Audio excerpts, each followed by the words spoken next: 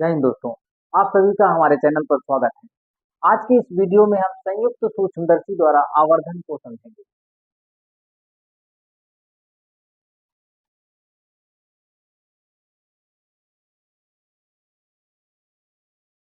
आज की इस वीडियो में हम संयुक्त सूक्ष्मदर्शी के आवर्धन के फार्मूले को समझेंगे। ठीक है।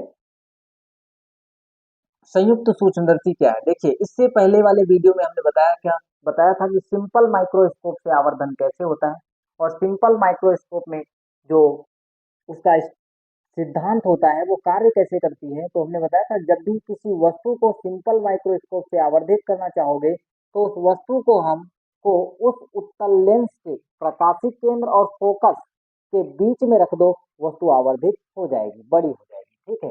लेकिन साइंटिस्ट लोग जो होते हैं उनका जो माइंड होता है कुछ एडवांस होता है, वो ज्यादा जिज्ञासु होते हैं, ज्यादा जानने की कोशिश करते रहते हैं।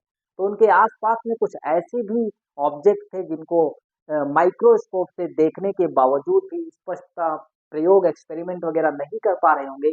इसलिए उन्होंने जुगाड़ करके एक संयुक्त सूक्ष्मदर्शी बनाया। संयुक्त का मतलब होता है जोड़ करके। ठीक है, एक दो लेंस मिला करके संयुक्त सूक्ष्मदर्शी का जुगाड़ किया।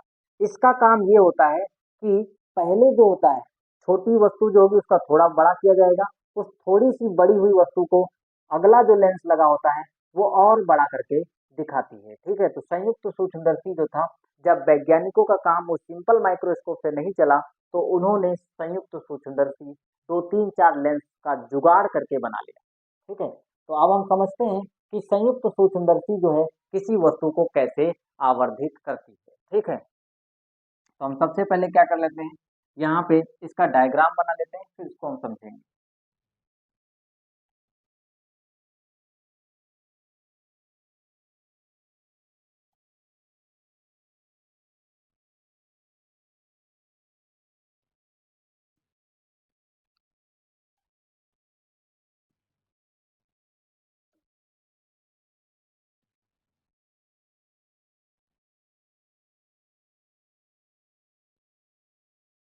ठीक है।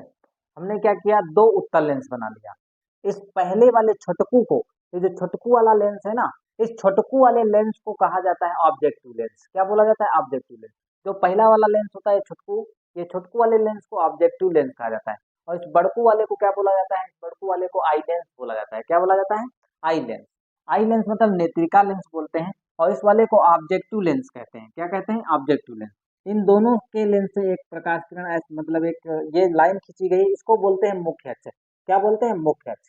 ठीक है। तो ये प्रकाशिक केंद्र इसका हो गया, इसका नाम मैंने ओ बोल दिया, और इसका प्रकाशिक केंद्र ये हो गया, इसका नाम मैंने ओ डैश बोल दिया। इतनी चीज आप लोगों को समझ में आ गई होगी। ठीक है। अब यहाँ पे ध्यान दीजिएगा, इसको क्या बोलते हैं? ऑब्जेक्टिव लेंस कहते हैं। क्या कहते हैं? Objective lens. LENS। इसको हिंदी में बाबू अभिदृश्यक बोलते हैं। क्या बोलते हैं? अभिदृश्यक। अभिदृश्यक लेंस। कैसा लेंस है? अभिदृश्यक लेंस है। सेम इसी प्रकार से उधर बड़कू वाले को क्या बोलते हैं? ये जो है आई लेंस होता है। क्या होता है? Eye lens. EYE और LENS। आई लेंस को हमें हिंदी में क्या कहते हैं? नेत्रिका लेंस बोला जाता है। क्या बोला जाता है? नेत्रिका लेंस। ठीक है। नेत्रिका लेंस कहते हैं। तो इतनी चीज आप लोगों को समझ में आ गई हो। ठीक है। अब हमको क्या करना है, इसका यूज करके किसी वस्तु को हमको बड़ा करके देखना है। ठीक है। अब देखिए, साइंटिस्ट लोग जब इसका निर्माण कर रहे थे, बना रहे थे, तो इन दोनों लेंसों को इस प्रकार एडजस्ट किया, इन दोनों लेंसों को इस प्रकार व्यवस्थित किया, इन दोनों लेंसों को इस प्रकार रखा कि इधर जो वस्तु रखी हो उसका जब ये वाला भाई साहब, ये छोटकू वाले जब प्रतिबिंब बनाए, तो जो प्रतिबिंब बने वह इस वाले लेंस के फोकस के बीच में आ जाए। क्या बोला है? फिर से रिपीट कर रहा हूँ। देखिए, जब साइंटिस्टों ने इस वाले संयुक्त सूक्ष्मदर्शी का निर्माण किया, संयुक्त सूक्ष्मदर्शी को बनाने की उनको आवश्यकता पड़ी, तो वो आवश्यकता इसलिए पड़ी क्योंकि वो सिंपल माइक्रोस्कोप के द्वारा जो प्रतिबिंब बड़ा होता था उससे भी बड़ा प्रतिबिंब देखना चाहते थे। इसलिए उन्होंने इसका जुगाड़ किया, और जुगाड़ इस प्रकार किया, उसको आप लोग समझिएगा। अब इधर सेक लेंस ये है और आई लेंस ये है। तो उन्होंने ऐसा कुछ सोचा कि इन दोनों लेंसों को इस प्रकार व्यवस्थित किया जाए, इस प्रकार एडजस्ट किया जाए, कि इस प्रकार रखा जाए कि इसके द्वारा किसी वस्तु का बना हुआ जो प्रतिबिंब हो वो इस वाली आई लेंस या फिर नेत्रिका लेंस के फोकस के बीच में आ जाए, ये शर्त होती है। ठीक है, क्या होती है? ये शर्त होती है। जब भी इसको बनाया जाएगा तो यही एक शर्त होती है कि ऑब्जेक्टिव लेंस किसी भी वस्तु का, ऑब्जेक्टिव लेंस जिस वस्तु का प्रतिबिंब बनाएगा उसका प्रतिबिंब इस वाले आई लेंस के फोकस और प्रकाशिक केंद्र के बीच में आ जाए, ये होती है शर्त। ठीक है, तो इतनी चीज आप समझ गए होंगे। अब आगे देखिएगा यहाँ पे। अब मान लेते हैं इस ऑब्जेक्टिव लेंस के सामने ये एक वस्तु रखी हुई है ए बी। ठीक है, ए बी एक वस्तु है, ये इसका नाम है ए और बी। इस ए बी वस्तु का हमको क्या चाहिए? प्रतिबिंब चाहिए। क्या चाहिए हमको? इसका इमेज चाहिए।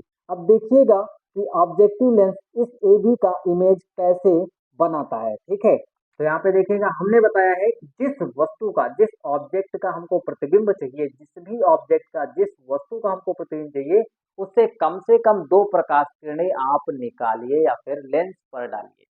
जब 2 प्रकाश किरणें आप उस पर डालेंगे फिर उसका अपवर्तन होगा। अपवर्तन के पश्चात दोनों प्रकाश किरणें जहां पर, अपवर्तित किरणें जहां पे काटती हैं वहीं पर क्या बनता है? उसका प्रतिबिंब बनता है। तो आइए देखिए, आइए हम ब्लैक व्हाइट बोर्ड पे पहुंचते हैं। यहाँ पे देखिएगा प्रकाश किरण क्या है, ये एक डॉटेड लाइन बना लेते हैं, इसके प्रकाशित केंद्र से होके जा रही सीधी ऐसे। ठीक है, ये क्या है? मुख्य अक्ष के समांतर गई। मुख्य अक्ष के समांतर जाने वाली प्रकाश किरण जो होती है वो क्या होती है? अपवर्तन के पश्चात मुख्य अक्ष के समांतर जाने वाली प्रकाश, पढ़ाया गया है कि मुख्य अक्ष के समांतर जाने वाली प्रकाश किरण जो होती है वो अपवर्तन के पश्चात जो होती है वो कहाँ से होके जाती है? अपवर्तन के पश्चात मुख्य फोकस से होकर जाती है। इस वाले लेंस का, इस ऑब्जेक्टिव लेंस का फोकस जहां पे काटेगी वहां पे होगा। ठीक है, ऐसे काट दिया, समझ गए ना? अब देखते हैं दूसरी चीज। अब दूसरी प्रकाश किरण इसके प्रकाशिक केंद्र से होके जाएगी और प्रकाशिक केंद्र से होके जाने वाली प्रकाश किरण जो होती है वो सीधी निकल जाती है। कहाँ हो जाती है? सीधी निकल जाती है। तो थोड़ा इसको क्या करना पड़ेगा, क्योंकि इसको हमको क्या करना है? मिलाना है। ध्यान दीजिएगा, ध्यान दीजिएगा, क्या करना है? इसको थोड़ा मोड़ देते हैं। ठीक है, काम करिए, 1 मिनट रुकिए। ये हो गया।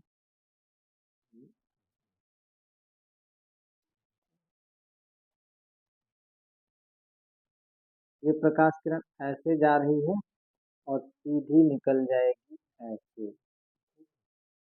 सीधी प्रकाश किरण ऐसे निकल गई और ये वाली प्रकाश किरण जा करके इससे टकरा जाएगी। ठीक है, ऐसे यहाँ पे ऐसे मिलेगी। आप लोग पटरी और प्रकाल वगैरह सब लेकर के बनाएंगे तो अच्छा बनेगा। ठीक है, यहाँ पे और भी अच्छा बनेगा, तो देखिएगा ध्यान से।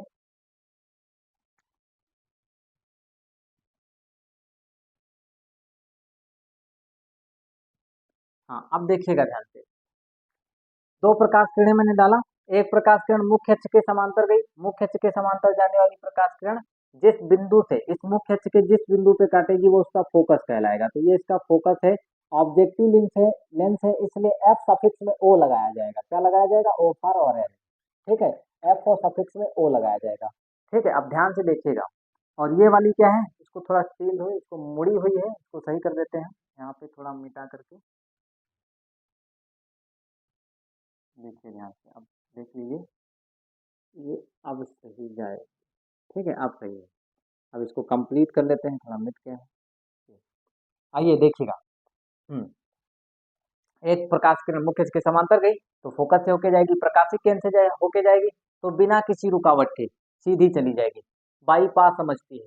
ठीक है, बाईपास समझ करके बिल्कुल सीधी जाएगी, सीधे चली जाएगी। और सीधे जब जाएगी तो दोनों जहां पे मिलेंगी वहां पे क्या बना देगी? प्रतिबिंब। तो ये जहां पे मिल रही है वो इसका प्रतिबिंब हो गया। प्रतिबिंब कुछ ऐसा बनेगा, बी देखो ऊपर था, अब वो नीचे आ गया है तो इसको बोलोगे बी डैश, तो ये हो जाएगा ए डैश। ठीक है, ध्यान दीजिएगा बिल्कुल। अब ये वाला जो प्रतिबिंब है, अभी बताया थे कि इसके द्वारा किसी वस्तु का जो बना हुआ प्रतिबिंब होगा वो इस वाले लेंस के फोकस के बीच में आना चाहिए। इस प्रकार से इसको और इसको एडजस्ट किया जाता है। मतलब ऑब्जेक्टिव लेंस और आई लेंस को इस प्रकार रखा जाता है कि इसके द्वारा जो बनाया गया प्रतिबिंब हो वो इसके फोकस के बीच में आ जाए। तो हम मान लेते हैं इस वाली नेत्रिका लेंस का जो फोकस है वो कहाँ पे है? नेत्रिका लेंस का फोकस ये है Fe। सफिक्स में ई बाबू इसलिए लगाया गया है क्योंकि ये क्या है, नेत्रिका लेंस का फोकस है, इसलिए ई वाई ई की स्पेलिंग में ई पहले आता है, इसलिए यहाँ पे ई आया है। ठीक है, यहाँ पे ऑब्जेक्टिव में ओ आता है, इसलिए यहाँ पे ओ आया है। अब देखिएगा ध्यान से, अब हम क्या करेंगे, इस वाले वस्तु, अब ये क्या है, ये इस वाले लेंस के लिए समझिए, ये इस वाली लेंस के लिए, ये इस वाले लेंस के लिए, इस वाले लेंस के लिए किसका काम कर रहा है, ऑब्जेक्ट का काम कर रहा है। किसका काम कर रहा है, ऑब्जेक्ट का। हमने बताया है कि किसी भी ऑब्जेक्ट का अगर तुमको प्रतिबिंब चाहिए तो हमको उस वाले ऑब्जेक्ट से कम दो प्रकाश में डालनी। अब मान लीजिए ये वस्तु पहले ऊपर को रखी थी, अब यही वाली वस्तु नीचे रख दी गई है। जब नीचे को रख दी गई तो इस वाले हमको बिंदु का क्या चाहिए, प्रतिबिंब चाहिए। अगर इस बिंदु का प्रतिबिंब चाहिए, इस बिंदु का अगर प्रतिबिंब चाहिए तो इससे कम दो प्रकाश किरणें डालो। एक प्रकाश किरण मुख्य अक्ष के समांतर डालूंगा, जो इस वाले नेत्रिका लेंस के फोकस से होकर जाएगी। दूसरी प्रकाश किरण इसके प्रकाशिक केंद्र से आपतित करूंगा, जो सीधी पारित हो जाएगी बाई पास समझ करके। ठीक है, तो आप तो ध्यान से देखिएगा इधर, एक प्रकाश किरण ये अपने आप में, इसके द्वारा बनाया गया जो प्रतिबिंब है वो इस वाले लेंस के लिए किस चीज का काम करेगा, इस वाले लेंस के लिए किस चीज का काम करेगा, इस वाले लेंस के लिए ये वाला प्रतिबिंब जो इसका बनाया हुआ है वो ऑब्जेक्ट का काम करेगा। किसका काम करेगा, ऑब्जेक्ट का काम करेगा। ठीक है, समझ में आ रहा है। तो यहाँ पे देखिएगा, एक प्रकाश किरण मैंने क्या किया, मुख्य अक्ष के समांतर डाल दिया। किसके समांतर, मुख्य अक्ष के। और मुख्य अक्ष के समांतर जाने वाली प्रकाश किरण, क्या बताया है कि मुख्य अक्ष के समांतर जाने वाली जो प्रकाश किरण होती है वह सदैव उस लेंस के फोकस से होकर जाती है। कहाँ से होकर जाएगी, फोकस से होकर जाएगी। तो अब यहाँ पे क्या करते हैं, इसको हम फोकस मान लेते हैं, ऐसे पारित होगी। ठीक है, ये ऐसे पारित होगी, मुख्य फोकस से होके जा रही है, ये इसका फोकस है, इसका नाम हम दे देते हैं एफ ई। सफिक्स में क्या है, एफ ई रख देते हैं। ठीक है, इतना चीज समझ गए। अब दूसरी प्रकाश किरण इसके प्रकाशिक केंद्र से जाएगी, ये रहा इसका प्रकाशिक केंद्र ओ, और ये रही वस्तु,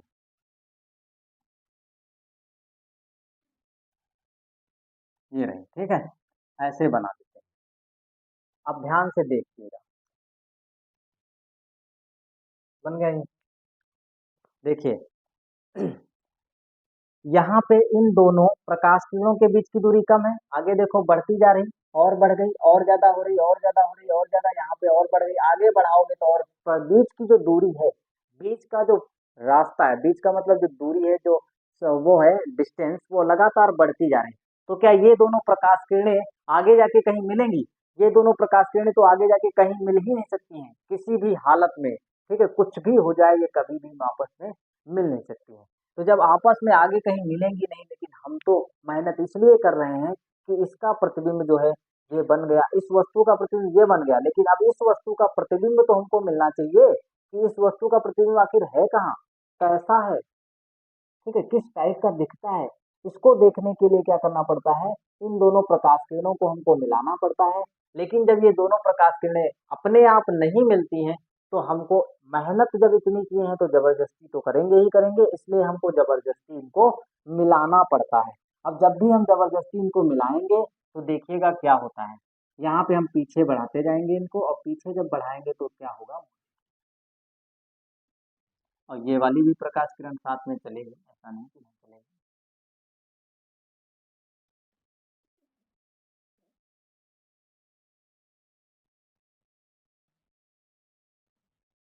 ये दोनों यहाँ पे काट देंगी। ठीक है, अब समझ में आ रहा है ना, ये दोनों प्रकाश किरणें यहाँ पे काटेंगी। अब जहाँ पे भी काटेंगी वहां पे क्या बन जाएगा, इनका प्रतिबिंब बन जाएगा। तो ये प्रतिबिंब ऐसे बना हुआ है, ये इसको हमने क्या कर दिया, मिला दिया। ठीक है, ये तो अब प्रतिबिंब कैसा बना, देखिए बी जो था वो नीचे था तो नीचे ही है, ए यहाँ पे था तो ए डैश, ये डबल डैश कहलाएगा, क्योंकि डैश तो यहाँ पे हो ही चुका है, तो यहाँ पे बी डैश है तो यहाँ पे बी डबल डैश कहलाएगा। क्या कहलाएगा, बी डबल डैश कहलाएगा। तो डायग्राम आप लोगों को समझ में आ गया होगा। तो आप लोग इस डायग्राम को पहले स्क्रीनशॉट लीजिए बढ़िया सा, और बनाने की कोशिश करिए।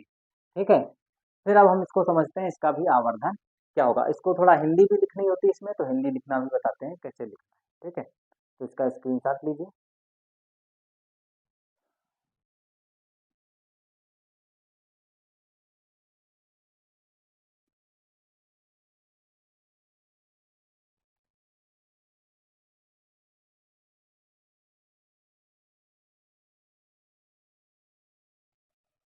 तो अब आगे देखिएगा, आगे हमको देखो, जब भी हम इसको स्टार्टिंग करेंगे आवर्धन के, तो इसमें हम थोड़ी बहुत हिंदी लिखेंगे। माना संयुक्त सूक्ष्मदर्शी में एक कांच की लंबी नली होती है। इस जो मुख्य अक्ष होती है इसको कांच की लंबी नली माना जाता है। क्या माना जाता है? कांच की लंबी नली होती है। तथा उसके एक सिरे पर उसके एक सिरे पर छोटे द्वारक का, क्या बताओगे? छोटे द्वारक का अभिदर्शक लेंस रखा होता है, तथा दूसरे वाले सिरे पर बड़े द्वारक का नेत्रिका लेंस लगा होता है। बड़े द्वारक का एक उत्तल लेंस रखा होता है जिसे नेत्रिका लेंस कहते हैं। ठीक है, क्या कहते हैं? नेत्रिका लेंस कहते हैं। लेकिन छोटे वाले द्वारक का जो उत्तल लेंस होता है उसको अभिदर्शक लेंस कहते हैं। ठीक है, फिर अभिदर्शक लेंस के सामने एक वस्तु ए बी रखी होती है। ठीक है, इस ए बी का प्रतिबिंब इस अभिदर्शक लेंस से अपवर्तन के पश्चात ए डैश बी डैश प्राप्त होता है। कितना लिखोगे? ए डैश बी डैश प्राप्त होता है। अब यह प्रतिबिंब नेत्रिका लेंस के लिए ए डैश बी डैश का काम करती है, जो इस नेत्रिका लेंस के प्रकाशिक केंद्र और इसके फोकस एफ ई के बीच में स्थित होती है। ठीक है, अब नेत्रिका लेंस क्या क्या लिखोगे? अब नेत्रिका लेंस इस ए डैश बी डैश की वस्तु को, ठीक है, वस्तु का प्रतिबिंब जो है वह A double dash B double dash वस्तु से कई गुना बड़ा, सीधा तथा आभासी बना देती है। इतना लिखोगे। ठीक है, आभासी बना देती है। अब हमारा काम क्या है? सेम वही वाला फार्मूला। ठीक है, अब यहाँ पे हम पूरी हिंदी नहीं लिखवाएंगे, हिंदी बोल देंगे। जिस बच्चे को एम का फार्मूला मतलब आवर्धन क्षमता, तो यहाँ पे देखिएगा संयुक्त सूक्ष्मदर्शी की आवर्धन क्षमता, संयुक्त सूक्ष्मदर्शी द्वारा आवर्धन लिखा हुआ है। आवर्धन का मतलब बड़ा करना होता है। तो संयुक्त सूक्ष्मदर्शी की जो आवर्धन क्षमता होती है उसको एम से लिखते हैं। तो संयुक्त सूक्ष्मदर्शी की आवर्धन क्षमता एम बराबर लिखोगे tan बीटा और बटे में क्या हो जाएगा? tan alpha. तो इसकी हिंदी देखिए क्या होगा? हिंदी में लिखा जाता है अंतिम प्रतिबिंब द्वारा, क्या लिखोगे? अंतिम प्रतिबिंब द्वारा आंख पर बना दर्शन कोण, और बटे में लिखा जाएगा वस्तु द्वारा आंख पर बना दर्शन कोण जब वस्तु स्मॉल डी दूरी पर रखी हो। ठीक है, आप लोग जो बच्चे नोट्स बनाना चाहते हैं वो बच्चे हम बोल रहे हैं वो अपने कॉपी में नोट कर सकते हैं। यहाँ पे m बराबर लिखोगे अंतिम प्रतिबिंब द्वारा आंख पर बना दर्शन कोण, और बटे में वस्तु द्वारा, बटे में क्या लिखोगे? वस्तु द्वारा आंख पर बना दर्शन कोण जब वस्तु कैपिटल डी दूरी बोलो या फिर स्पष्ट दृष्टि की न्यूनतम दूरी पर रखी हो। ठीक है, इतना समझ गए? तो उसको हम क्या लिख सकते हैं? m बराबर टाइन बीटा बटे टाइन अल्फा, इसी को लिखा जाता है बीटा बटे अल्फा। ठीक है, जब कोण बहुत छोटे होते हैं तो बीटा को लिखा जाता है टाइन बीटा और अल्फा को लिखा जाता है टाइन अल्फा। ठीक है, जगह वाली प्रॉब्लम है इसलिए ऐसा किया जा रहा है, तो आप लोग ध्यान से बस देखते जाइएगा, इसी पे हम सब कुछ कंप्लीट करेंगे। अब देखिए tan अल्फा और tan बीटा वाली कहानी। ठीक है, पहले हम इसका दूरियां वगैरह रख लेते हैं। यहाँ से यहाँ तक के ये वस्तु है, किसके लिए है? अभिदर्शक लेंस के लिए। वस्तु की दूरी को u से लिखा जाता है। काय से लिखा जाता है? u से। हमेशा वस्तु की दूरी को u से लिखा जाता है, और ये अपने आप में एक ऑब्जेक्टिव लेंस है, इसलिए यहाँ पे UO लिखोगे। क्या लिखोगे? UO। इतनी चीज समझ गए? UO लिखोगे। दूसरी चीज देखिएगा, इसके द्वारा, इस ऑब्जेक्टिव लेंस के द्वारा इस ए बी का जो प्रतिबिंब बना है वो ए डैश बी डैश है।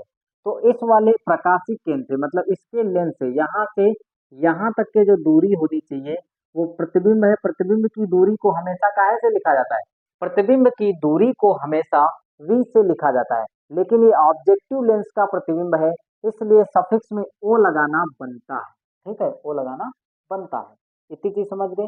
दूसरी चीज और देखिएगा, इसके लिए फोकस कौन सा काम आया है? इसके लिए फोकस इधर वाला काम आया है।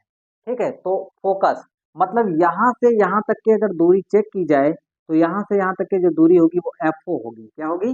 FO। फोकस दूरी क्या होगी? ऑब्जेक्टिव के लेंस के लिए FO। ठीक है, ये ऑब्जेक्टिव लेंस की कहानी होगी। अब कहानी हम नेत्रिका लेंस, इस बड़कू वाले लेंस की समझते हैं। ठीक है, छोटकू लेंस का काम खत्म हो गया है, अब बड़कू लेंस पे आते हैं। बड़कू लेंस क्या बताएगा वो देखिएगा। बड़कू लेंस को बाबू क्या बोलते हैं? आई लेंस कहते हैं कि नहीं कहते हैं? हाँ, देखिए यहाँ पे अब हमने बताया था इसके द्वारा जो बनाया गया प्रतिबिंब होगा इस वाले लेंस के लिए ऑब्जेक्ट का काम करेगा। किसका काम करेगा? ऑब्जेक्ट का काम करेगा। तो यहाँ से यहाँ तक की दूरी क्या कहलाएगी? पहली बात दूरी वस्तु की काहे से लिखते हैं, यू से। पहली बात दूरी वस्तु की काहे से लिखते हैं, यू से। लेकिन है किस चीज की, नेत्रिका लेंस की, इसलिए सफिक्स में क्या लगा देंगे, ई लगा देंगे। क्या लगा देंगे, ई लगा देंगे। यू सफिक्स में ई लगाएंगे। इतनी चीज समझ गए ना। अब यहाँ पे देखिएगा, इसके द्वारा जो बना हुआ प्रतिबिंब है वो ये वाला है। फाइनल प्रतिबिंब इसने क्या बनाया, इस नेत्रिका लेंस ने प्रतिबिंब जो बनाया है वो ये वाला बनाया है। ठीक है, तो इसके द्वारा जो बना प्रतिबिंब ये है, तो यहाँ से यहाँ तक की जो दूरी होगी वो क्या कहलाएगी, अंतिम प्रतिबिंब है। प्रतिबिंब की दूरी को v से लिखते हैं। आई लेंस की है तो इतना लिख देंगे। ठीक, इतनी चीज समझ गए होंगे आप। ठीक है, अब एक चीज और ध्यान से देखिएगा, इस वाले लेंस के लिए, ठीक है, इस वाले लेंस के लिए फोकस कौन सा काम आया है, इधर वाला एफ ई। तो यहाँ से यहाँ तक की जो दूरी है, यहाँ से यहाँ तक की जो दूरी है वो क्या होगी, एफ ई होगी। ठीक है, क्या होगी, एफ ई। तो ये दूरी जो है वो क्या कहलाएगी, एफ ई कहलाएगी। ठीक है, तो इतना आप लोग समझ गए होंगे। अब हम क्या करेंगे, अल्फा बीटा समझते हैं। अल्फा क्या होता है, अल्फा होता है अंतिम प्रतिबिंब द्वारा आंख पर बना दर्शन कोण। ठीक है, सॉरी बीटा होता है। तो अंतिम प्रतिबिंब ये हो गया, और ये रेखा जा रही, सीधी रेखा दिख रही है चीज, ये वाली लाइन दिखी तुमको, ये। तो अंतिम प्रतिबिंब द्वारा आंख, आंख कहीं इधर स्थित होती है, वो मान लो आंख यहाँ पे है। ठीक है, तो हम यहाँ पे बना लेते हैं आंख, ये मान लिया आंख है हमारी। और इस आंख के जरिए हम क्या करते हैं, इसको देखते हैं। ठीक है, इस आंख के जरिए हम क्या करते हैं, इस प्रतिबिंब को देखने की कोशिश करते हैं।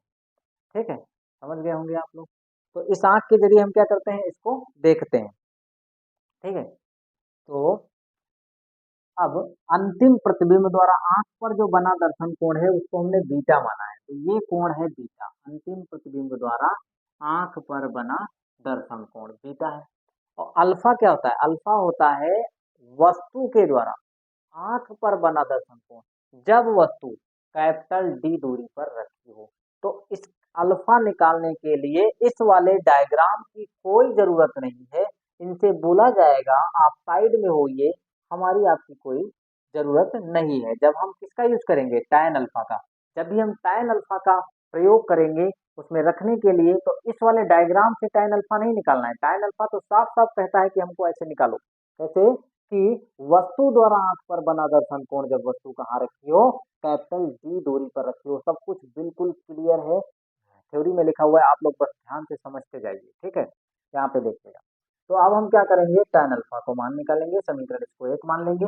टैन अल्फा का मान वो दो तरीके से निकल सकता है, दो रास्ते हैं टैन अल्फा को निकालने के।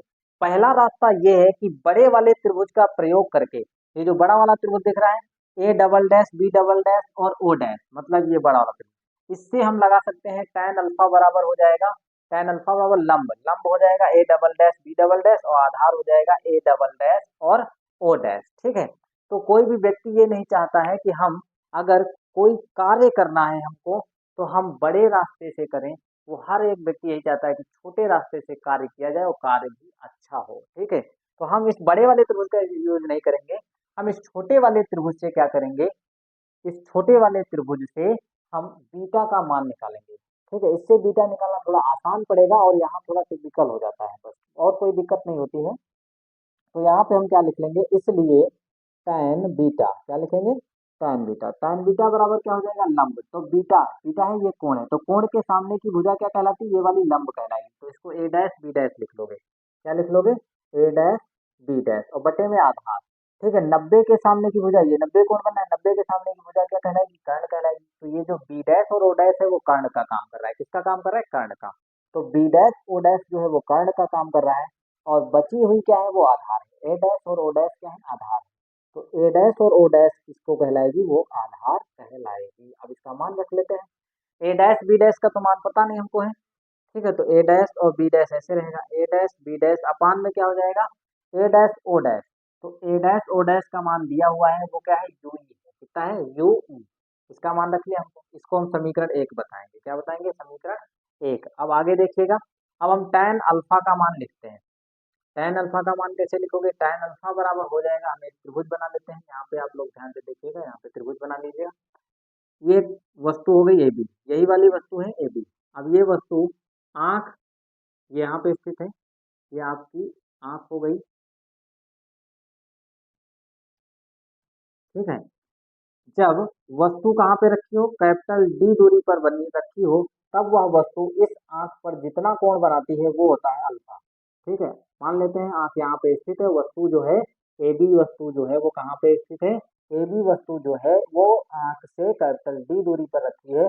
तो tan अल्फा अगर इस वाले त्रिभुज में लगाओगे तो tan अल्फा बराबर हो जाएगा लंब, कोण के सामने की भुजा लंब होती है तो हो जाएगा ए बी, और बटे में क्या हो जाएगा आधार।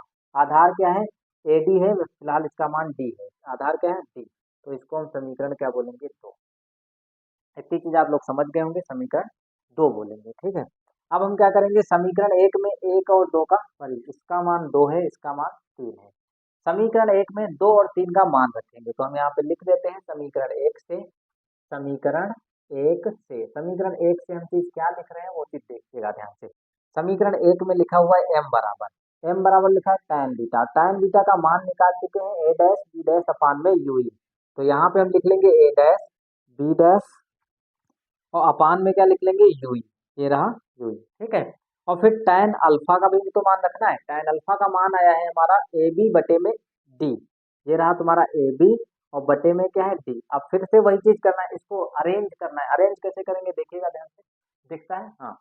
तो यहाँ पे हम इसको कैसे लिख सकते हैं, यहाँ पे हम लिख सकते हैं ए डैश बी डैश को ऐसे ही लिख लो, ए डैश बी डैश अपान में यू ई और गुणे में इसको सबसे ऊपर ले जाओ, डी को ऊपर लिख लो और ए बी को नीचे लिख लो। किसको लिख लो, ए बी को नीचे, कटे पिटेगा तो कुछ है नहीं, बर्बाद कुछ होना नहीं है, तो इसको हम समीकरण कुछ देंगे।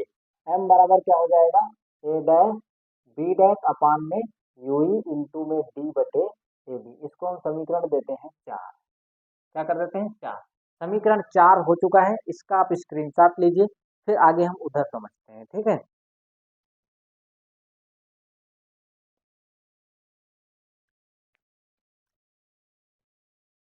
इसका आप स्क्रीनशॉट लीजिए, फिर हम आगे देखते हैं। हाँ, अब हम देखिए इस चीज को हम इरेज कर देंगे, इसको और ये दोनों लाइनें, फिर हम इस पूरे को इधर सॉल्व करेंगे। ठीक है, क्योंकि आप लोग इसका स्क्रीनशॉट ले चुके हैं, तो हम इसको इतना इरेज कर देते हैं, अब इसका हमारा कोई काम नहीं है।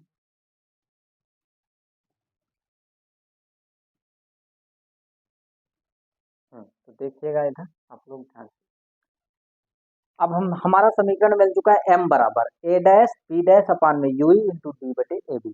अब हमको क्या करना है, A B, A dash B dash क्या है, ऑब्जेक्टिव लेंस के लिए प्रतिबिंब क्या है, ए डैश बी डैश जो है वो क्या है, ऑब्जेक्टिव लेंस के लिए प्रतिबिंब, और ए बी क्या है, ऑब्जेक्टिव लेंस के लिए वस्तु का काम कर रहा है। किसका काम कर रहा है, देखिए ऑब्जेक्टिव लेंस के लिए ए बी जो है वो वस्तु है, और ऑब्जेक्टिव लेंस के लिए ए डैश बी डैश क्या है, प्रतिबिंब है। तो अब हमको क्या करना है, ए डैश बी डैश का मान निकालना है हाई स्कूल वाले समीकरण से। देखिएगा ध्यान से देखिए, अब हम लिखेंगे एम बराबर, स्मॉल एम बराबर एक फार्मूला होता है वी अभिदर्शक लेंस के लिए, यहाँ पे ऊपर लिख देंगे अभिदर्शक, अभिदर्शक लेंस के लिए, अभिदर्शक लेंस के लिए, सब कुछ किसके लिए करूंगा, अभिदर्शक लेंस के लिए लगा रहा हूँ। देखिए अभिदर्शक लेंस के लिए फार्मूला होता है एम बराबर, अभिदर्शक लेंस के लिए अभिदर्शक लेंस के लिए लिखना है और लेंस का मैग्निफिकेशन लिखना है। ठीक है, लेंस का आवर्धन क्षमता, तो v अपान में u होता है माइनस का, माइनस का होता है v अपान यू, m बराबर माइनस v अपान यू और बराबर में होता है एच आई बटे में एच ओ। एच आई बटे में एच ओ जो होता है वो क्या होता है, आई का मतलब इमेज होता है, एच का मतलब हाइट होता है, तो हाइट ऑफ इमेज।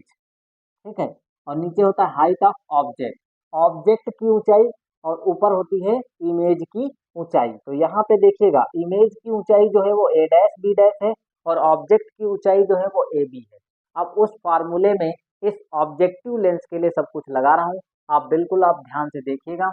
एम बराबर वी दोस्तों क्या होता है, वी होता है प्रतिबिंब की दूरी, क्या होती है, अब प्रकाशिक केंद्र से प्रतिबिंब की दूरी होती है, प्रतिबिंब की दूरी प्रकाशिक केंद्र से, तो प्रकाशिक केंद्र यहाँ है, और ऑब्जेक्टिव लेंस के लिए प्रतिबिंब कहाँ पे बना है, ऑब्जेक्टिव लेंस ये है, इसके द्वारा बनाया गया जो प्रतिबिंब है वो ए डैश बी डैश है। तो यहाँ से यहाँ तक की जो दूरी होगी वो वी होगी, लेकिन ऑब्जेक्टिव लेंस है इसलिए वीओ होगी, क्या होगी, वीओ होगी। कैसे हो जाएगी, वीओ हो जाएगी।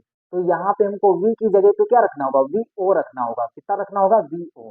तो यहाँ पे माइनस तो लगेगा ही लगेगा, वो कहीं जाएगा नहीं, ये हो जाएगा वीओ। इतनी चीज समझ गए होंगे आप लोग। अब वीओ क्या है, प्रकाश किरण की दिशा में है। जब जब भी मैग्निफिकेशन का फार्मूला लेंस का लगाओ या दर्पण का लगाओ, चिन्ह सहित मान रखना है। किसका मान रखना है, चिन्ह सहित। ये वाला फार्मूले में होता है माइनस, उसके बावजूद भी बी का मान किसमें रखना है, माइनस में, मतलब चिन्ह सहित रखना है। देखना है कि प्लस में आएगा कि माइनस में आएगा, ये ससुरा जिस चीज में आएगा उस चीज में लिखना है। ठीक है, ध्यान देने वाली चीज यही होती है कि हमको इस फार्मूले का यूज जो करना है वो चिन्ह सहित रखना है। ठीक है, इसमें ध्यान देने वाली चीज यही होती है बस। यहाँ पे ये तो फार्मूले में है, इसे तो छेड़खानी करना नहीं। अब छेड़खानी करना है तो वी के साथ करना है। देखना है कि यहाँ पे जो प्रकाश किरण की दिशा है बाबू, ये प्रकाश किरण संचरित हो रही है उस साइड में, और हम भी प्रकाशिक केंद्र से दूरियां मापेंगे, क्योंकि साइंस बोल के रखी है कि जब भी किसी दूरी को आप लोगे तो प्रकाशिक केंद्र से लोगे। तो प्रकाशिक केंद्र से जब इस वाले प्रतिबिंब तक हम जाएंगे तो प्रकाश किरण की दिशा में ही तो जाएंगे। जब हम प्रकाश किरण की दिशा में जाएंगे तो वीओ का मान काहे में लेंगे, वीओ का मान प्लस में लेंगे, तो प्लस ही तो लिखे, वो माइनस बाबू पहले से है, इसके बारे में मत देना। ठीक है, अब देखिएगा यू क्या है, यू वस्तु की दूरी होती है। क्या होती है, यू जो होती है वो वस्तु की दूरी होती है। यू वस्तु की दूरी होती है, काहे की दूरी होती है, वस्तु की, ध्यान देना। यू जो होती है वस्तु की दूरी होती है। काहे के लिए लगा रहा हूँ, हमने लगाया है अभिदर्शक लेंस के लिए। काहे के लगाया है, अभिदर्शक लेंस के लिए लगाया है। जब अभिदर्शक लेंस के लिए लगाया है तो हमको देखना किसकी वस्तु है, अभिदर्शक लेंस की। अभिदर्शक लेंस की वस्तु तो यहाँ स्थित है, ये भी प्रकाशिक केंद्र इधर है। जब इधर से इधर आएंगे तो प्रकाश किरण की दिशा में ही तो जाएंगे ना। गलत बोल रहे हैं हम, है ना, गलत तो बोल रहे हैं। प्रकाश किरण की दिशा में कहाँ जा रहे हैं, प्रकाश किरण के विपरीत दिशा में जा रहे हैं। और प्रकाश किरण के जब विपरीत दिशा में जाएंगे तो काहे में लिखेंगे, माइनस में। तो लिखो ना माइनस में, वहां पे देखो, यहाँ पे माइनस लगाएंगे, क्या लगाएंगे, माइनस का यू ओ लगाएंगे। अब आगे देखिएगा, ध्यान दीजिएगा बिल्कुल। अब बाबू ये क्या है, एच आई, एच आई, ठीक है, एच आई भी नहीं, एच आई, ठीक है, एच आई। आई बोले तो इमेज, और एच बोले तो हाइट। हाइट ऑफ इमेज, क्या लिखा है, हाइट ऑफ इमेज। ठीक है, मतलब प्रतिबिंब की ऊंचाई, किसके लिए, अभिदर्शक लेंस के लिए। अभिदर्शक लेंस की ऊंचाई को अगर देखा जाए तो इधर से इधर जाओगे, मतलब इस मुख्य अक्ष के नीचे जा रहे हो, नीचे वाली ली जाने वाली समस्त दूरियां माइनस में होंगी। नीचे वाली ली जाने वाली समस्त दूरियां माइनस में, ऊपर वाली ली जाने वाली समस्त दूरियां प्लस में। चीज समझ में आई, आप देखिएगा वहां पे। तो ए डैश बी डैश का मान जो रखा जाएगा वो नीचे है ना, तो नीचे है तो माइनस में लिखो, और जो नीचे है तो माइनस में लिखा जाएगा, तो माइनस का आएगा बाबू ए डैश बी डैश। आया होगा समझ में, ठीक है। फिर एच ओ, ओ बोले तो ऑब्जेक्ट, और एच बोले तो हाइट, हाइट ऑफ ऑब्जेक्ट, लेकिन किसके लिए, आप इधर सेक लेंस के लिए, बोले तो ऑब्जेक्टिव लेंस। ठीक है, सीबीएसई बोर्ड वाले ऑब्जेक्टिव लेंस। तो एच ओ ऑब्जेक्टिव लेंस हो गया। अब ऑब्जेक्टिव लेंस है एच ओ, तो ऑब्जेक्टिव लेंस तो ये है, इसके लिए वस्तु तो ये है, हमको तो ऊपर जाना होगा। जब ऊपर जाएंगे तो किसमें लिखेंगे, प्लस में लिखेंगे। तो ए भी लिख दो प्लस में, क्या दिक्कत है, ए भी किस में आ गया, प्लस में आ गया। आया बात समझ में, ठीक है। अब देखिएगा, माइनस से माइनस बर्बाद हो गया, और ये माइनस बच गया। ठीक है, और ये दोनों क्या है, आपस में बराबर है, तो इसको लिख सकते हो वीओ, और बटे में क्या लिख सकते हो, यूओ। बराबर में क्या हो जाएगा, माइनस छोड़ना नहीं है, ए डैश बी डैश, और बटे में ए बी। समझे। अब हम ए बी की गुणा इधर कराएंगे, क्या कराएंगे, ए बी की जब गुणा इधर कराएंगे तो वीओ, और गुणे में क्या आ जाएगा, ए बी, और बटे में होगा यूओ, और बराबर में क्या होगा, माइनस का ए डैश बी डैश है। तो माइनस इधर ले आओ, क्या दिक्कत है, माइनस से गुणा कर दो। तो जब माइनस से गुणा कर दो तो हो जाएगा वीओ और ए बी, बटे में यूओ, और बराबर में हो जाएगा ए डैश बी डैश। तो हमारा अब देखिए मान मिल गया है ए डैश बी डैश का। ठीक है, काफी ज्यादा मेहनत करने के बाद मिला है, फिलहाल मिल गया। ए डैश बी डैश बराबर माइनस का V O into A B बटे में। ठीक है, अब इसको उठा करके हम कहाँ लाएंगे, इसको उठाएंगे और उठा के यहाँ पे रखेंगे। ठीक है, ये वहां पे है। अब हम रखेंगे समीकरण 4 में। ठीक है, अब यहाँ पे हम लिखते हैं समीकरण, इसके बाद देखिएगा, इसके बाद इस टाइप से ऐसे, समीकरण 4 में ए डैश बी डैश का मान रखने पर, मान रखने पर, ए डैश बी डैश का मान रखने पर कुछ नहीं करना है बाबू, बहुत सिंपल है, बस ध्यान से समझते जाइए बस। अब ए डैश बी डैश देखिए, समीकरण 4 को गौर से देखिएगा ध्यान से। समीकरण 4 है ए डैश बी डैश अपान में यूई, तो ए डैश बी डैश की जगह पे तो हम मान रखने जा रहा हूँ, तो यहाँ पे m बराबर आएगा एम बराबर चल रहा है ए डैश बी डैश का मान कितना है माइनस का वी ओ ए बी, यहाँ पे देखिए माइनस का वी ओ ए बी और बटे में है यू ओ, ये है हमारा किसका ए डैश बी डैश का मान, ये रहा ए डैश बी डैश का मान, और फिर अपान में है यू ई, अपान में क्या है यू ई। तो अब एक चीज देखिए, पहले गुड़े वाली चीज लिख लेते हैं फिर अपान वाली लिखेंगे। गुड़े में देखो ए डी डी भी था, तो गुड़े में डी लिखा हो तो डी लिख लो, और फिर पूरे के बटे लगा दो। पूरे के बटे में कितना है यूई है इंटू ए बी, क्या है यूई है और ए बी है, तो यूई है और ए बी है। ठीक है, इतनी चीज समझ गए। अब देखिए जो भी कटने वाला, जो बर्बाद करने वाला बर्बाद को दूसरा को, और जो बचे वो लिखते हैं। ठीक है, अब जो बच रहा है वो लिखते हैं। ठीक है, अब देखिएगा इसको बर्बाद करो इससे, और दिखता है ना, हाँ ठीक है। अब देखिए यहाँ पे ये तो बर्बाद हो गया, अब ये वाली यूई जो है वो इसके पास में आएगी, लिखा जाएगा माइनस का वीओ और बटे में यूओ लिख लो, और ब्रैकेट में इधर वाले में लिख लो डी बटे यूई, डी बटे यूई, और इधर क्या है एम, ये आ गया तुम्हारा मेन फार्मूला। ठीक है, इसको बक्से में बंद कर लो, भागने ना पाए। एम बराबर माइनस का वीओ बटे यूओ इंटू डी बटे। ठीक है, इस चीज का आप स्क्रीनशॉट लीजिए। फिर इसके बाद हम समझेंगे केस, दो केस होते हैं, उससे पहले वाले वीडियो में भी हमने बताया है दो केस। तो आप लोग उस वीडियो को अगर नहीं देखे हो तो सबसे पहले उस वीडियो को देखो, क्योंकि जब उस वीडियो को आप देखोगे तो ये वाली चीज और अच्छे से क्लियर होगी। इसलिए आप मेरे प्लेलिस्ट में जाइए, जो है इसके पूरी सीरीज बनी हुई है, उसके प्लेलिस्ट में पहले जाइए। आप प्लेलिस्ट में जा करके इससे पहले वाला वीडियो देखिए, फिर आप लोग इसको समझ पाएंगे। ठीक है, और अच्छे से समझ पाएंगे। फिलहाल इतना अच्छा समझाया है, ये समझ में आ गया होगा। ठीक है, तो इस चीज का आप स्क्रीन शॉट लीजिए, फिर इसके बाद केस पढ़ते हैं, केस वन केस टू। ठीक है, इस पे केस भी लगाते हैं एक और।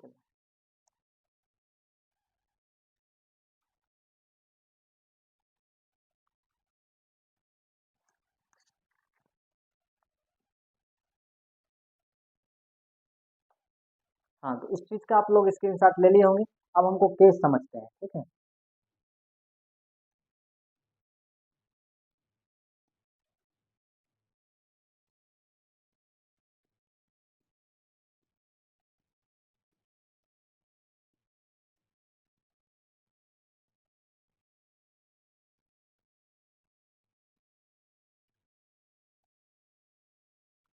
हाँ तो केस नंबर फर्स्ट देखते हैं, यहाँ पे देखिएगा केस नंबर फर्स्ट है,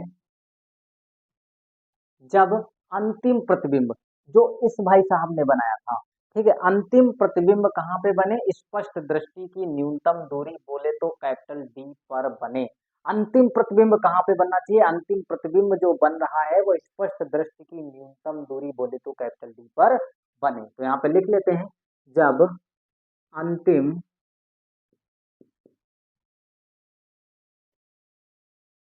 गलती हो गई, जब अंतिम प्रतिबिंब स्पष्ट दृष्टि की न्यूनतम दूरी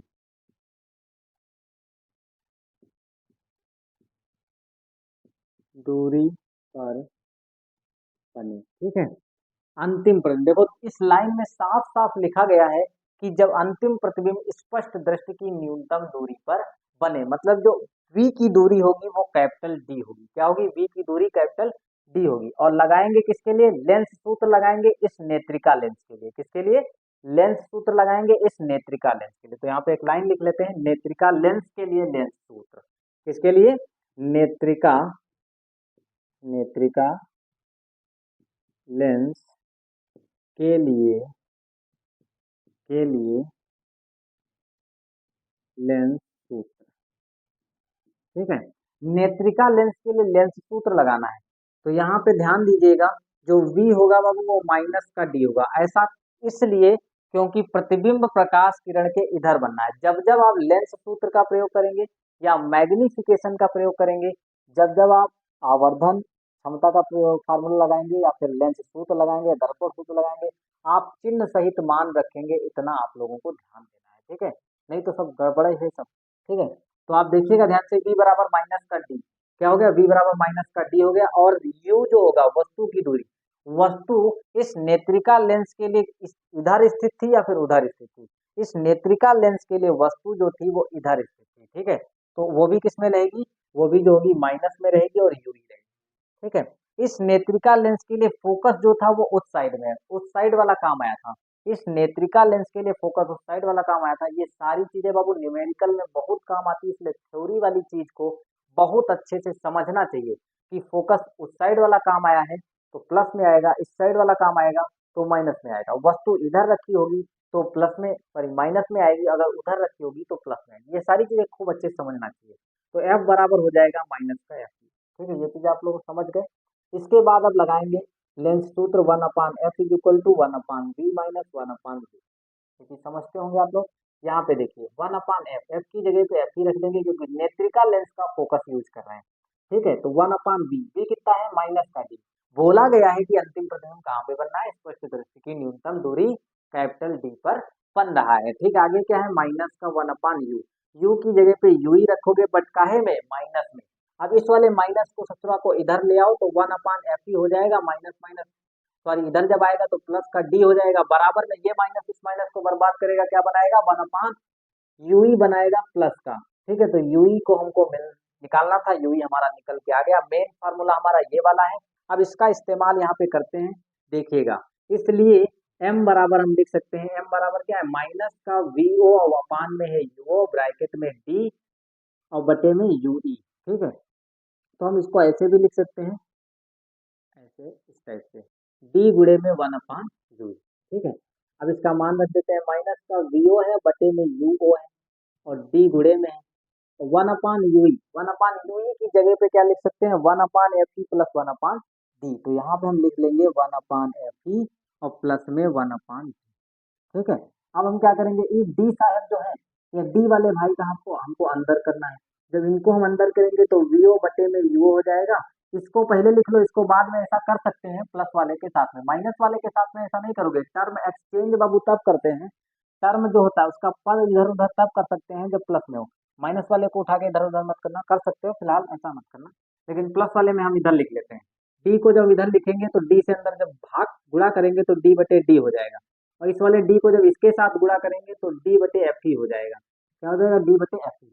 अब देखिएगा ये वाले डी इस वाले डी से तो कैंसिल हो गए, तो बचा माइनस का वीओ बटे में यूओ, यही तो बचा। वन वन कट करके जीरो नहीं बचता है, वन और वन कट के प्लस का वन बचेगा, काय का बचेगा वन। लेकिन कुछ बच्चे कहते हैं जीरो बचता है, तो ध्यान दीजिएगा बाबू जीरो कभी नहीं आता है, ठीक है। तो ये आ गया एम, हमारा फार्मूला कौन सा आ गया हमारा एम, तो एम बराबर निकल के आ गया है ये चीज। तो इसका आप स्क्रीनशॉट लीजिए। इसके बाद केस नंबर 2 लगाते हैं, इसी पर संयुक्त सूक्ष्मदर्शी पर केस नंबर 2 लगाते हैं और देखते हैं कौन जीतता है कौन हारता है, ठीक है। इसको आप नोट करिए, इसका स्क्रीनशॉट लीजिए।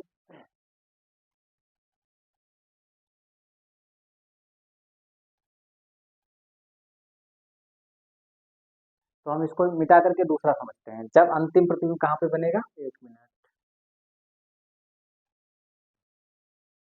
देखिएगा, इसको मिटा देते हैं, बाकी सारी वही चीजें लिखना पड़ेगा अभी।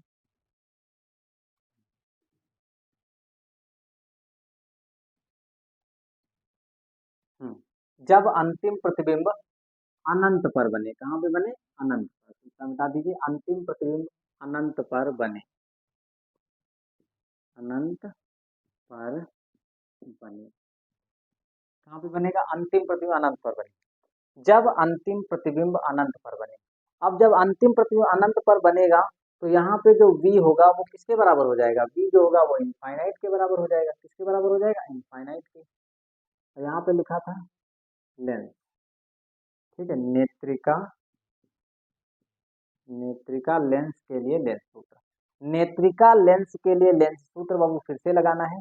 लेकिन यहाँ पे शर्त ये है, केस नंबर 2 है ये, केस नंबर 2 ये कहता है कि जब अंतिम प्रतिबिंब कहाँ पे बने, स्पष्ट अंतिम प्रतिबिंब अनंत पर बने, कहाँ पे बनना चाहिए, अंतिम प्रतिबिंब अनंत पे बनेगा। v बराबर हो जाए इनफाइनाइट और u बराबर हो जाएगा माइनस का वी और f बराबर f ही रहेगा, ये प्लस माइनस का नहीं होगा, वो प्लस का होगा, ठीक है, गलती से लिख गया था, ठीक है, गलती से लिख गया था। f बराबर किसका होगा, एफ ही जो होगा वो प्लस का होगा। अब लगाएंगे लेंस सूत्र 1/f, तो यहाँ पे देखिएगा f की जगह पे क्या हो जाएगा, f ही हो जाएगा बराबर 1/b, v की जगह पे अब क्या हो जाएगा, इनफाइनाइट हो जाएगा, और यहाँ पे माइनस 1/u, u की जगह पे क्या हो जाएगा, माइनस का u ही हो जाएगा, कितना हो जाएगा, माइनस का u ही।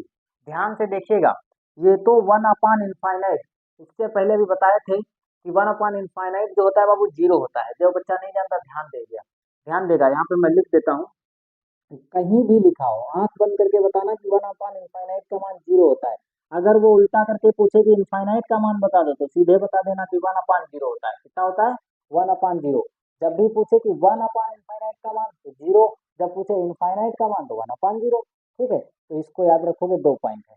अब यहाँ देखिएगा, 1/इनफाइनाइट का तो काम ही खत्म हो गया, क्योंकि इसका मान जीरो है। जीरो का मतलब बहुत बड़ा भी होता है, जीरो का मतलब कुछ भी नहीं होता है। ठीक है, जीरो का मतलब बहुत बड़ा भी होता है, जीरो का मतलब कुछ भी नहीं होता है। तो यहाँ पे क्या है, जीरो जब भी प्लस और माइनस के साथ में आता है तो उसका वैल्यू कुछ नहीं होता है। लेकिन जब कभी डिवाइड या मल्टीप्लाई में आता है तो उसकी वैल्यू बहुत ज्यादा बढ़ जाती है। ठीक है, तो यहाँ पे ध्यान दीजिएगा। तो 1/इनफाइनाइट का मान कितना होता है? जीरो होता है। तो ये तो हट गया, माइनस माइनस कट के बर्बाद हो गया, क्या बचा? प्लस का बचा, तो 1/u ये बचा। और इधर कौन बचा? F E. ये चीज आ गई, 1/Fe की जगह पे लिख सकते हैं 1/u, या फिर ये सीधे बोल सकते हैं ue की जगह पे क्या लिख सकते हैं? Fe लिख सकते हैं। देखिए ध्यान से, यहाँ पे क्या है? ue क्या है? इस नेत्रिका लेंस के जो वस्तु की दूरी है वो है ue। इस नेत्रिका लेंस से वस्तु की जो दूरी है वो है ue।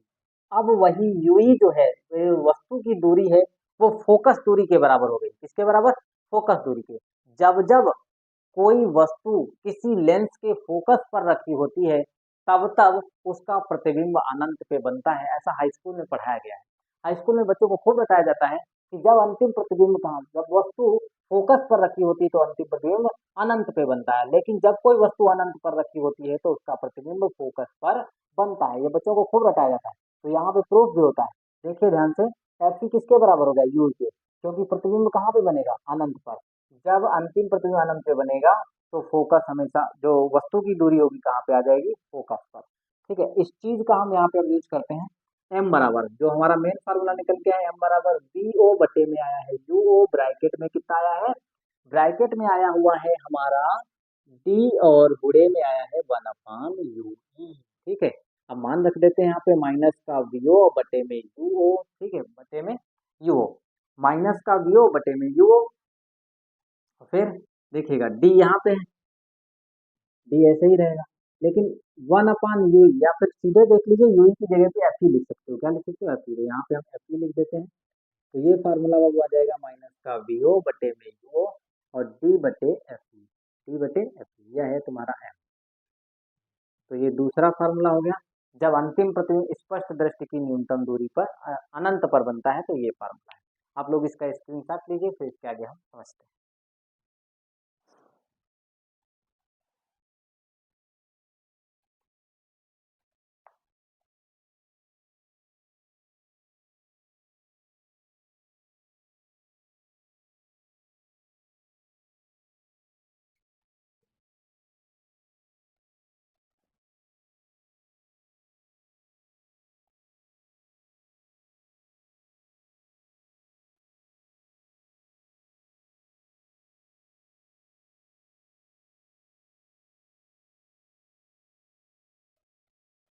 ये हो गया। हाँ, तो एक चीज देखिए, और चीज इसमें एक इम्पॉर्टेंट चीज न्यूमेरिकल में बहुत काम आती है। पूछता है कि संयुक्त सूक्ष्मदर्शी की लंबाई बताओ। तो संयुक्त सूक्ष्मदर्शी की जो बाबू लंबाई होती है वो केवल क्या होती है? दोनों लेंसों के बीच की दूरी होती है। दोनों लेंसों के जो बीच की टोटल दूरी होती है वो संयुक्त सूक्ष्मदर्शी की लंबाई कहलाती है। क्या कहलाती है? संयुक्त सूक्ष्मदर्शी की लंबाई, और कुछ भी नहीं होती है। दोनों लेंस एक दूसरे से कितने दूरी पर रखे हैं, वो है संयुक्त सूक्ष्मदर्शी की लंबाई। गलती ये हो गई है कि मैंने डायग्राम को मिटा दिया है, नहीं तो अभी मैं समझाता आप लोगों को कि संयुक्त सूक्ष्मदर्शी की टोटल लंबाई क्या है।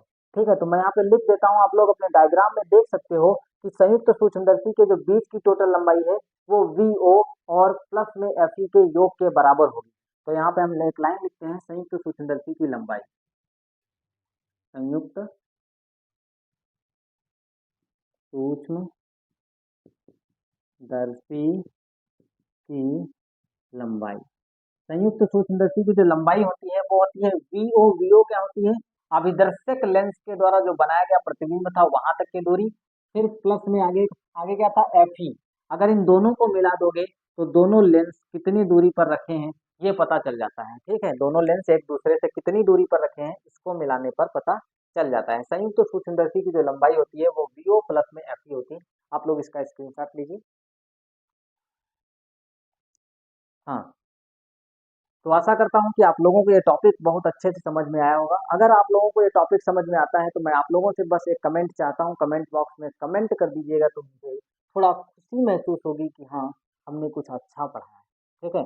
तो आप लोगों से उम्मीद करता हूँ कि आप लोग कमेंट करेंगे, मैं आप लोगों के कमेंट का इंतज़ार करूँगा। तो आज के इस वीडियो में मैं आप लोगों को ये टॉपिक अच्छे से क्लियर करवा दिया हूँ।